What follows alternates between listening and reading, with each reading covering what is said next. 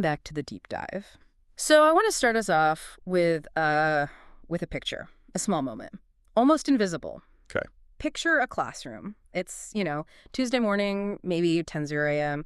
Or if you're not in a school, picture a boardroom during a quarterly review. Right. The air's a little stale. The air is stale, everyone's a bit tired. And in the back of the room, someone drops a pencil. Just a pencil. Just a pencil. It clatters on the floor. The person stands up, walks over to get it, maybe, stretches a little bit, and then sits back down. Now, in one version of the story, nobody even really notices. Life goes on. Mm-hmm. But in another version, and this is the version we're going to dissect today, that dropped pencil triggers a massive explosion. The teacher or the manager just snaps. Why are you out of your seat? You're disrupting everything. Sit down. And the person snaps back, I was just getting my pencil. Right. And suddenly you have a full-blown shouting match. Right. You've got a disciplinary referral. You have a performance issue on your hands. Exactly. The butterfly effect of office supplies. And usually when we look at that scenario, we say, wow, that person has an anger problem, or that kid has a real behavioral issue. But today we're going to argue that the explosion, it had almost nothing to do with the pencil. Okay. We're going to argue that that explosion was just simple physics. The physics of trust. The physics of trust. And that's a perfect way to put it. Yeah. Because the stack of research we've got in front of us today suggests that what we so often dismiss as the soft stuff, Yeah. Relationships, feelings, connection, it's not soft at all. It's actually the hard infrastructure that prevents those kinds of explosions. Right. And I have to be honest with you, right out of the gate here, when I saw the topic for today was the connected classroom and all about relationships, a part of me rolled my eyes a little bit. You did? Why is that? Because I think a lot of us, whether you're a teacher, a parent, a manager, we're just burned out on the word relationships. It feels like one more thing on an already impossible to-do list. We've got grades to enter, quotas to meet, emails to answer, and now you're telling me I have to be everyone's best friend and their therapist too? Yeah. It feels like fluff, you know? It feels like the wrapper, not the gift inside. That is probably the most common pushback I hear. I'm here to teach history, or I'm here to manage a logistics team, not, hold hands and sing songs. Right. But the research we're diving into today, and specifically, we're looking at a doctoral dissertation on alternative high schools, along with a massive synthesis of educational data. It just flips that completely on its head. How so? The central argument here is that the relationship isn't the wrapper. The relationship is the power grid. And if that grid is down, nothing else works. No learning, no productivity, no compliance. It all just stops. So if I ignore the relationship, I'm basically trying to run a toaster without plugging it in. Worse, you're trying to run a toaster while standing in a bathtub full of gasoline. Okay, that's a terrifying image. So let's back that up. Let's get into the hard data because we promised it. You brought up this researcher, John Hattie. I've heard the name, but for people who aren't, deep in the weeds of educational theory, who is he and why should we care? So John Hattie is essentially the Moneyball guy of education. Mm-hmm. He didn't just do one little study. He did a synthesis of over 800 meta-analyses. Hold on, let's pause right there. Synthesis of meta-analyses. That sounds incredibly dry. Can you translate that for us? Of course. So a meta-analysis is basically a study of other studies. You take, say, 50 different experiments on homework, and you smash all that data together to see what the overall trend is. Okay. Hattie took 800 of those. So he's looking at millions of students. He looked at everything: class size, technology, parental involvement, summer school, diet, you name it. He was looking for one thing. What actually moves the needle on student learning? He was searching for the holy grail of education. He was. And he created this scale. He calls it effect size. Now, this part is really crucial to understand. In Hattie's world, an effect size of 0.40 is the average. That's the hinge point. And what does 0.40 mean in, the real world? 0.40 represents about 1 year of academic growth for 1 year of being in school. So if a kid just shows up, breathes the air, gets a year older, and the teacher does a basically decent job, that kid will grow by 0.40. It's the baseline. Okay, so if I go out and I buy some fancy new curriculum and it has an effect size of, say, 0.30, I've actually wasted my money. Precisely. You would have been better off doing nothing. You actually slowed them down. Wow. Now, here's the exact moment where all that skepticism about soft skills usually just dies. Hattie looked at teacher-student relationships, TSR. The fluff, the vibe. The vibes. And the effect size for teacher-student relationships wasn't 0.40, it wasn't 0.50, it was 0.72. 0.72. So that's almost double the average speed of learning. It is nearly 2 years of academic growth in a single calendar year. And just to give you some context for that number, Mhm. TSR outranks home environment. It outranks socioeconomic status in many studies. It completely blows things like computer-assisted instruction out of the water. That's just staggering. It really is. Because we tell ourselves these stories, right? Well, I can't teach this kid because things are so rough at home, or we just don't have the budget for iPads. But this data is saying that the connection between the leader and the learner is more powerful than the hardware. It's the single most effective lever a leader can pull. Okay. But, and I have to be really clear about this because this is where people get it wrong, a 0.72 effect size does not come from just being nice. Right, because I can be really, really nice and still teach them absolutely nothing. We've all had that teacher who, brought donuts every Friday and let us watch movies, but then we all failed the final exam. Exactly. That teacher probably had a very low effect size. The research makes a huge distinction between just warmth and what they call agency. That 0.72, it comes from a relationship that creates the permission to learn. Permission to learn, what does that mean exactly? Well, think about what learning actually feels like. Yeah. It's vulnerable. Yeah. You have to admit you don't know something, you have to try something and probably fail at it, at least the first time. In a low-trust environment, admitting I don't know is dangerous. It signals incompetence. It can even signal weakness. Especially in a corporate setting. If I tell my boss I have absolutely no idea how to do this, I'm immediately worried about my bonus, my job. Exactly. So what do you do instead? You hide it, you fake it, you disengage. But in a high-trust relationship, that 0.72 relationship, the student or the employee feels safe enough to say, I'm lost, can you help me? And that moment right there. That's it. That moment, that confession of ignorance is the doorway to learning. And if you don't have the relationship, you never get the confession. You just get the mask. So the relationship isn't the cherry on top of the sundae. It's the bowl. Without the bowl, the ice cream just hits the table and melts everywhere. That's a great way to put it. And the material that bowl is made of, Yeah. that's trust. Okay, let's dig into that, because trust is another one of those words we see on corporate mission statements. We build trust. Okay, great. How? Is it a trust fallout in the woods? Is it a pizza party? What is it? The source material we have on building trust in communication is very, very blunt about this. Trust is not an event. You cannot build trust with one big speech. You can't build it with a singular grand gesture. So no pizza party. No pizza party. Trust is built on consistency. Which is boring. It is incredibly boring. It is the daily monotonous grind of what's called the say-do gap. The say-do gap. Yeah, it's the distance between what you say you value and what you actually do. So if a teacher says, I want to hear your voice, I value every opinion in this room, but then every single time a student starts to speak up, the teacher checks their watch or interrupts them. Well, that gap is a mile wide. And trust falls right into that gap and dies. It's hypocrisy. And kids, man, they have the best radar for hypocrisy on the entire planet. They do, and so do employees. The dissertation we looked at uses this fantastic metaphor, and it's derived from this idea of repeated interpersonal experiences. It's called the emotional bank account. I've heard this term before, I think, in the context of, like, marriage counseling. But let's apply it here to a classroom or an office. How does it work? So imagine that every single person you interact with has a bank account with your name on it. And every positive interaction you have with them is a deposit.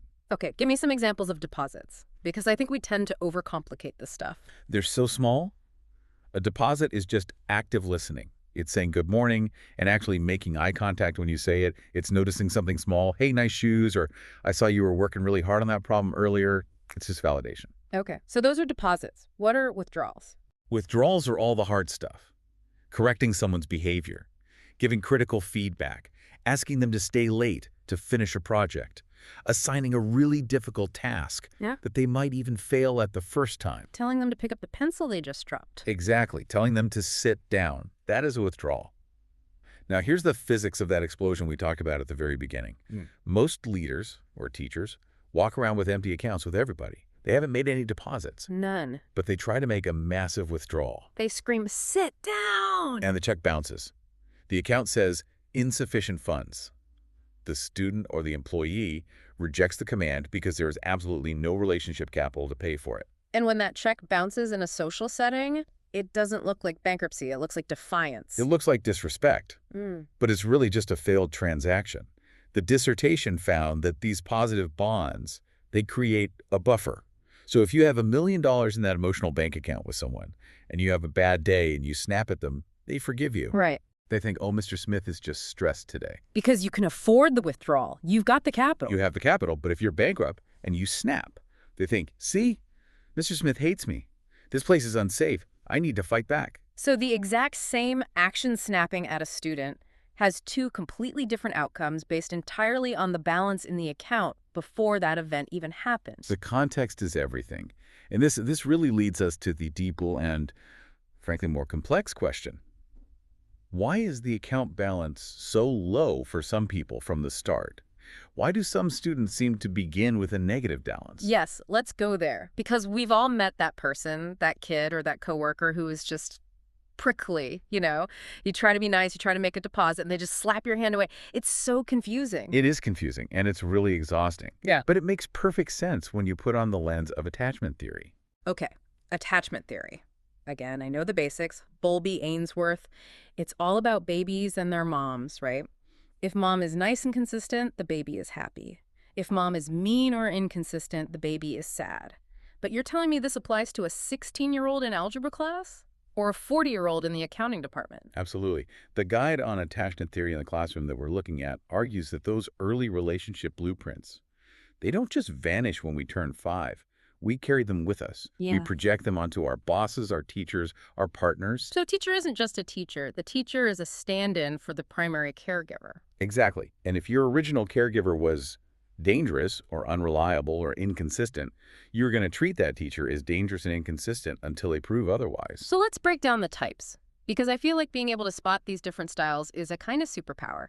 It really is. Yeah. So the baseline is what's called secure attachment. That's the I'm okay, you're okay mindset. It's about 55 to 65% of the population. These people generally assume you're there to help. They ask for help when they need it. They fall down, they get back up. Okay, so these are the easy ones. We probably don't need a whole deep dive to figure out how to handle them. Right. But then you have the insecure styles. And this is where you get those aha moments. Let's start with the avoidant attachment style. Describe the student. Paint a picture for me. This is the student who flies completely under the radar. They're often very quiet. They might be incredibly diligent. They always turn their work in on time. They never raise their hand, but they also never cause any trouble. Their internal mantra is something like, it is not okay to be emotional. I must fund for myself. Wait a minute. You just described the dream student. Independent, does their work, doesn't bother the teacher. Why is this a problem? That is the trap. Teachers and managers love avoidant individuals because they are so low maintenance. But the research shows that their independence is actually a defense mechanism. They aren't independent because they're confident. They're independent because they don't trust you to help them. So they're drowning, but they're refusing to wave for lifeguard. They are holding their breath underwater and pretending they love it. For someone with an avoidant attachment style, the task operates as an emotional safety barrier. That is a profound sentence. The task is a safety barrier. Say more about that. They bury themselves in the worksheet or the spreadsheet because the spreadsheet won't reject them. The spreadsheet won't yell at them or be unpredictable. Humans are messy and scary. Math is safe and predictable. So if I'm a well-meaning teacher and I see this quiet kid in the back and I decide, you know what, I'm going to build a relationship with this one, and I swoop in and try to have a deep, emotional, face-to-face conversation, what happens? You trigger their threat response. They will shut down completely. They'll pull away. Because for them, intimacy is the danger. So how do you reach them? Do you just leave them alone? No, because they still need connection and they still need to learn. The intervention here is fascinating. The source material calls it side-by-side work. Side by side. Yeah. Don't sit face-to-face. Direct eye contact can feel incredibly threatening to an avoidant attacher. It feels like an interrogation. So instead, you sit next to them. You both look at the paper together. You look at the project on the screen. So you're triangulating the attention onto a third thing. Exactly. You Okay. focus on the task. Hey, let's figure out this equation together. Yeah. You let the relationship build slowly in the periphery. You give them tasks that have very clear rules and predictable outcomes. If they know the rules of the game, they feel safe enough to lower that barrier just an inch. That is so actionable. Stop trying to force a hug on the kid who clearly hates hugs. Just build a Lego castle with them instead. Correct. Now, let's swing to the complete opposite end of the spectrum. The ambivalent or resistant attachment style. The roller coaster. The roller coaster. The mindset here is, I want comfort, but comfort doesn't actually help. These are the students who are incredibly charming 1 minute Hmm. and then openly hostile the next. They're always in your face. Oh, these are the ones who can drive teachers crazy. They're raising their hand every 5 seconds. Look at me, look at me, look at me. And then the second you look at them, they roll their eyes at you. Yes, it feels maddeningly inconsistent, Mm. but you have to look at the origin of it. These children usually had very inconsistent caregiving. Sometimes the adult was there for them, and sometimes they just weren't. So the child learned that the only way to keep the adult engaged was to constantly amplify their behavior, Be loud, be dramatic. be impossible to ignore. Because even negative attention is better than being forgotten. Their core fear is, you're going to forget that I exist. Ah, that breaks my heart a little bit. The kid who's acting out the most is really just screaming, please don't forget that I'm here. Precisely. Which means the usual teacher reaction, which is to get annoyed and push them away, it actually confirms their deepest fear. It makes them spiral even more. So how do you break that cycle? I mean, if you give them attention every time they scream, aren't you just rewarding the screaming? You have to change when you give the attention. The key intervention here is consistency and what the literature calls keeping them in mind. What does keeping them in mind look like in a practical sense? It means you engage with them when they are not demanding it. You catch them being quiet and focused for 30 seconds. And you walk over and you say, hey, I was just thinking about that point you made yesterday in our discussion. That was a really cool idea. So you're proving to them that they exist in your brain even when they aren't setting the room on fire. Bingo. You sever the link in their mind between bad behavior and connection. You show them, I see you because you are you, not just because you are loud. That's powerful. Okay, so we have one more style, and this one feels like the heavy one. Disorganized attachment. This is definitely the most challenging and honestly the most tragic. This style is almost always born from trauma, abuse, or serious chaos. The mindset is simply, I am frightened. Because the very person who was supposed to protect them was actually the person who was hurting them? Correct. So they are stuck in a biological paradox. Their brain screams, go to the adult for safety. But at the exact same time, it screams, run away from the adult for safety. That sounds like a short circuit in the brain. It is a neurological short circuit. Yeah. And these students can look, well, bizarre in their behavior. You see unexpected eruptions of rage, freezing up in the middle of a task, bizarre self-sabotage, sometimes a total lack of empathy for others. And I'm going to assume that traditional discipline like go to the principal's office or you just lost points does not work here. It creates a war zone. If a child's brain is already in fight or flight and you come at them with a threat, you're just pouring gasoline on the fire. You are confirming that their world is, in fact, a hostile and dangerous place. So what do they need from you? Above all else, they need to know what is going to happen next. Predictability is the only thing that can calm a traumatized nervous system. Yeah. Surprise is the enemy. So you have to be a rock. A boring, predictable rock. First, we're going to do A, then we are going to do B. If you have to change the schedule, you tell them an hour beforehand. You reduce the number of variables in their environment. This all connects to another concept that was in the notes called belonging uncertainty. It feels very related to all of this. It is deeply related, especially for students who come from marginalized or at-risk backgrounds. Belonging uncertainty is that nagging voice in your head that's constantly asking, do people like me really belong in a place like this? It's like imposter syndrome, but with a systemic layer on top. It is. And here's the real danger. When you're operating with belonging uncertainty, you view the entire world through a distorted lens. A minor negative event. Let's say the teacher just frowns while they're grading your paper. Right. It gets interpreted as definitive proof. Yeah. See? He frowned. That means I'm stupid.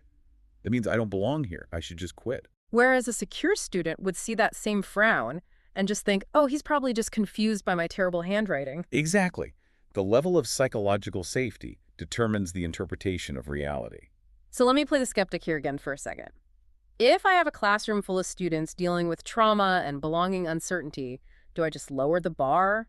Do I just give everyone an A and a hug so they feel safe? No, absolutely not. That's what some people call the soft bigotry of low expectations. And the research is so firm on this. Permissiveness doesn't build trust. It actually builds more insecurity.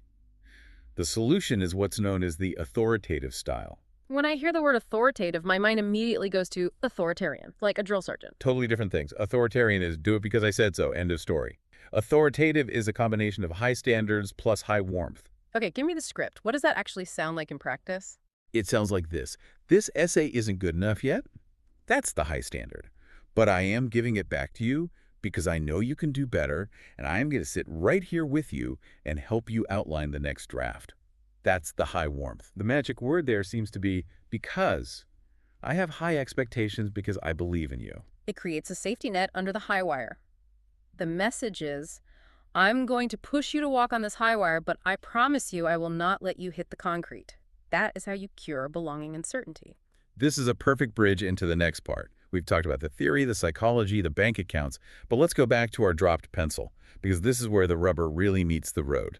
It's 10:000 a.m., the pencil drops, the teacher snaps, the negative feedback loop. This is where good relationships go to die. Walk us through that breakdown. Why did the teacher snap in the first place? Okay, let's assume the teacher's emotional bank account with this particular class is already low. She's stressed. She's behind schedule. The pencil drops. She looks at the student, and she doesn't see a kid picking up a pencil. She sees a threat. She interprets the behavior through her own lens. Exactly. She thinks he's getting out of his seat to challenge my authority. He is being disrespectful on purpose. And the student, what's their reality? The student might just have ADHD, and their body literally needed to move for a second.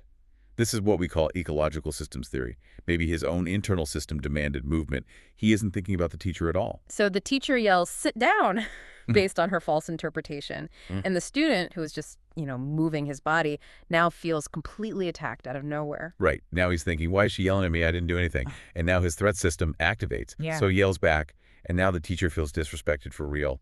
And the spiral just goes down and down. All because she didn't just pause for a second. All because she misinterpreted the intent. There's a great quote in the dissertation from a teacher who says, sometimes that's how their reaction is because they don't know how to react. We so often ascribe malice where there's really just confusion or a hidden need. So what's the antidote? How do we stop that spiral before the explosion happens? It's the pause. And in that pause, you use active listening. Okay, active listening. I feel like I'm in a bad HR seminar all of a sudden. What I'm hearing you say is, it can feel so robotic. It can be robotic if you do it wrong, for sure. But clinically, active listening simply means you are listening to understand, not just to reply. That is probably the hardest thing in the world for a human to do. Usually while you're talking, I'm already writing my brilliant rebuttal in my head. We all are. It's human nature. But in a high-stakes moment, you have to consciously stop that tape in your head. The dissertation notes that the best administrators found you have to step back a little bit and just assess what's going on. So in the pencil scenario, instead of yelling, "Sit down," what does the teacher with the full bank account say? She pauses. She takes one breath, and she asks a simple question. Hey, what do you need right now? That's it. What do you need? That's it. Yeah. And the student says, I just need my pencil. And the teacher says, okay, grab it and then settle back in. Crisis averted. You validated their need. You didn't lower your standard. You still expect them to be seated, but you treated them like a human being, not like a threat. And in doing so, you actually made a deposit. You made a deposit in the middle of a potential conflict. That is masterful teaching or masterful leadership. This brings up another strategy from the dissertation that I absolutely loved because it feels so, trivial on the surface, but apparently it's essential, the small talk strategy. Yes. This comes from an interview with a teacher, identified as TP1 in the study.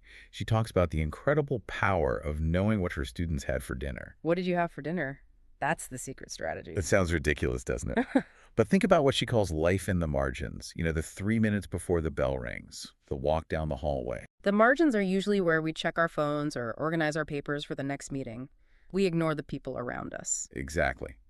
But this teacher uses that time to ask, did you see that game last night? Or is that a new backpack? Or who's dating who this week? And why does that tiny stuff matter so much?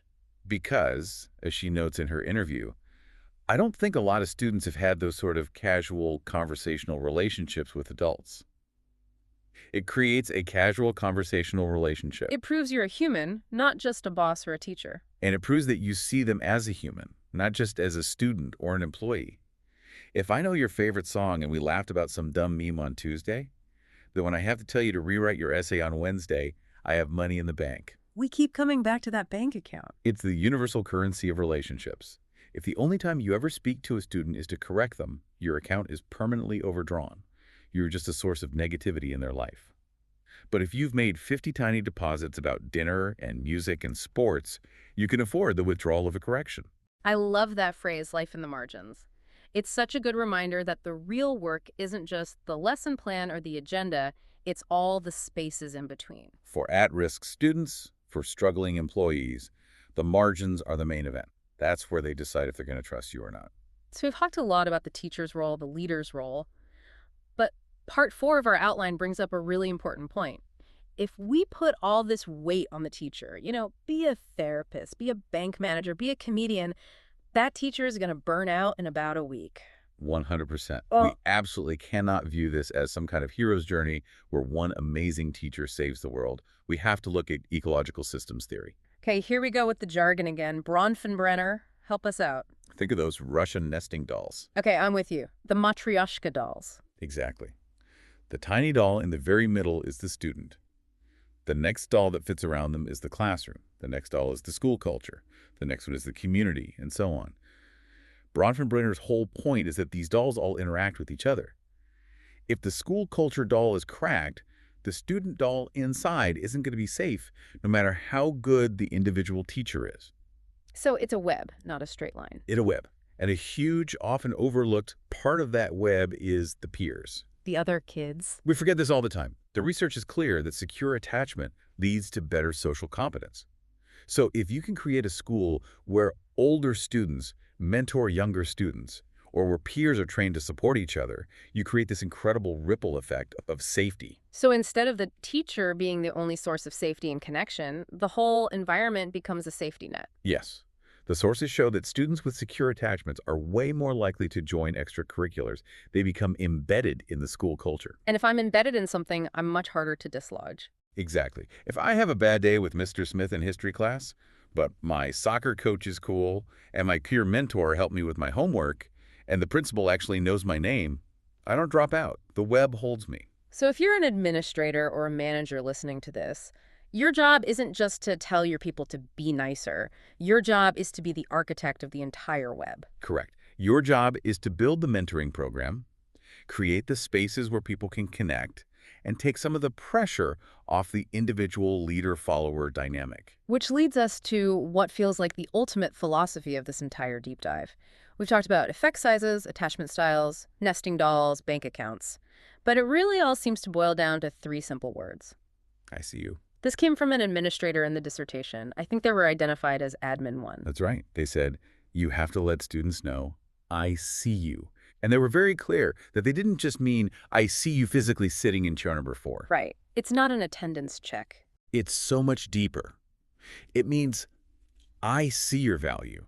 I see your struggle. I see your potential, even when you are actively trying to hide all of that from me. It's the avatar moment, really. It really is. And when a person truly feels seen, their motivation shifts in a fundamental way. They stop working for the grade or for the paycheck. They start working for the relationship. Do they want to let you down? Exactly. And that is a much more powerful and sustainable fuel than any report card or performance review. That same administrator followed it up with a quote that I think should be tattooed on the forehead of every leader everywhere. Let's hear it. You cannot correct unless you connect. You cannot correct unless you connect. That's the tweet. That is the bumper sticker right there. It sums up the entire physics of trust. You have to earn the right to give somebody feedback. You earn it through all those little deposits. You earn it by understanding their attachment style. If you try to correct without that foundation of connection, you are just noise. Just noise. You're just another threat in what they already perceive to be a hostile world. Man, that really hits home. I think we've all been in that position where we're trying to help someone. Our intentions are good. But because we haven't done that legwork, we're just noise to them. It happens to all of us. Yeah. But the really beautiful thing about the bank account metaphor is that you can always make a new deposit. You can start today. It's never too late. So let's bring this all in for a landing. We've covered a massive amount of ground. Can you recap the whole journey for us one last time? Sure. 1, the data. Relationships are not fluff. They are the absolute hinge point of learning and performance, with a massive 0.72 effect size. Dude. The psychology. We are all operating on an attachment blueprint from our childhood. Whether someone is secure, avoidant, or ambivalent, their behavior isn't a disruption. It's a roadmap to their needs. 3, The method. Trust is built on the margins. It's built with consistency, with small talk, and with active listening. Those are the things that fill the bank account so you can afford the difficult conversations later. And finally, 4. The goal, the ultimate goal of all of this, is to make the other person feel seen. That is the key that unlocks the door to learning, to growth, and to connection. And we have to end with the quote that served as the epigraph for the entire dissertation. From Dr. James Comer, no significant learning occurs without a significant relationship. It's just the truth, isn't it? We can have the best AI, the best textbooks, the fanciest buildings in the world, but without that human relationship, the learning just doesn't stick. The relationship is the wire. Without it, the light bulb just doesn't light up. I want to leave our listeners with one final thought to chew on. We started this whole thing with a dropped pencil. If you knew, if you really knew, that your reaction to that dropped pencil could be the single deposit that saves the account or the one withdrawal that bankrupts it forever, would you react differently? If you knew that the person dropping it was secretly terrified that they don't belong, would you be kinder? We never know which interaction is the hinge point, so maybe we should treat all of them like they matter. Couldn't have said it better myself. Thanks for deep diving with us. Go make some deposits. See you next time.